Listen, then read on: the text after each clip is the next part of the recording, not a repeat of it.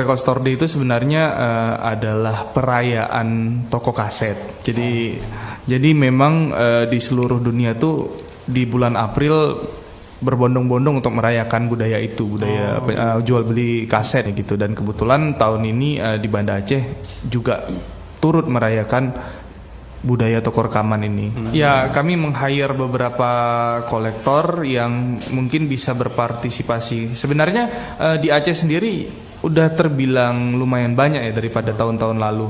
Karena beberapa tahun lalu ya kolektornya masih belum terpetakan secara lebih spesifik, dan sekarang sih di tahun ini mungkin ada beberapa kolektor yang sebenarnya dari lintas generasi juga ada yang baru lulus SMA juga udah mulai ngekoleksi lagi, terus juga beberapa teman-teman musisi juga ada yang ngoleksi, dan bahkan memang dia setia sebagai pendengar, bukan musisi juga, memang pure kolektor itu masih ada, tapi memang ada kebenturan jadwal ya, mereka bisa ikut berpartisipasi atau enggak. Tapi untuk kolektor sendiri itu udah mulai terpetakan sih dia kalau untuk di Aceh sendiri.